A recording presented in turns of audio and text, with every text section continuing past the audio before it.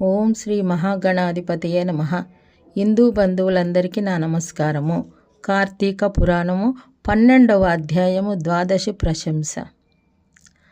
ఓ మహారాజా, కార్తీక మాసమున కార్తీక సోమవారమున కార్తీక ద్వాదశి వ్రతము గురించి సాలగ్రామ మహిమ గురించి వివరించేదని వినుమని వశిష్ఠ మహాముని ఈ విధముగా తెలియజేసిరి.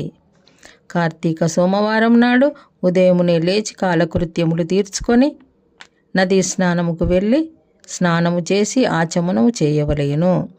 ఆ తరువాత శక్తి కొలది బ్రాహ్మణునకు దానమిచ్చి ఆ రోజంతయు ఉపవాసము ఉండి సాయంకాలము శివాలయమునకు గాని విష్ణు ఆలయమునకు గాని వెళ్ళి ఆ దేవుని పూజించవలెను. నక్షత్ర దర్శనము చేసుకున్న పిమ్మట భుజింపవలెను.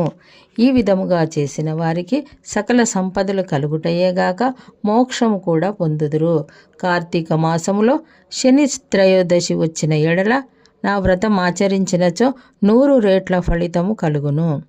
కార్తీక శుద్ధ ఏకాదశి రోజున పూర్ణ ఉపవాసం ఉండి ఆ రాత్రి విష్ణు ఆలయమునకు వెళ్ళి శ్రీహరిని మనసారా ధ్యానించి శ్రీహరి సన్నిధిని పురాణ కాలక్షేపము చేసిన మరునాడు బ్రాహ్మణ సమారాధన చేసిన 1,000,000 యజ్ఞముల ఫలితము కలుగును. ఈ విధముగా చేసిన వారులకు సూర్యగ్రహణము సమయమున గంగా నదిలో స్నానము చేసి 1,000,000 బ్రాహ్మణులకు భోజనము దానము చేసినంత పుణ్యము కలుగును. దానికంటే అధికముగా ఫలము కలుగును.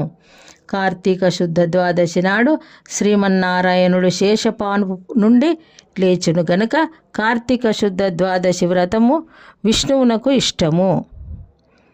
ఆ రోజున శ్రీమంతులైన వారెవరైనా ఆవు కొమ్ములకు బంగారు తొడుగులతో తగిలించి ఆవు కాళ్లకు వెండు డెక్కలు తొలగించి దూడతో సహా బ్రాహ్మణునకు దానం ఇచ్చిన ఎడల ఆయువు శరీరమందు ఎన్ని రోమములు కలవో అన్ని సంవత్సరములు ఇంద్రలోకంలో స్వర్గసుఖాలను అనుభవింతురు. కార్తీక మాసమందు వస్త్రదానము చేసినను ఫలము కలుగును. మరియు కార్తీక శుద్ధ పాడ్యమి రోజున కార్తీక పౌర్ణమి రోజు కంచు పాత్రలో ఆవు నెయ్యి పోసి దీపముంచిన వారు పూర్వజన్మమందు చేసిన సకల పాపములు హరించును.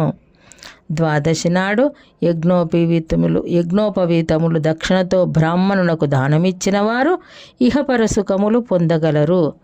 ద్వాదశి రోజున బంగారు తులసి చెట్టును సాలగ్రామమును గాని ఒక బ్రాహ్మణునకు దానమిచ్చిన ఎడల 4 సముద్రాల మధ్యనున్న భూమిని దానము చేసినంత ఫలము కలుగును. దీనికి ఉదాహరణముగా ఒక కథ కలదు, శ్రద్ధగా ఆలకింపుము.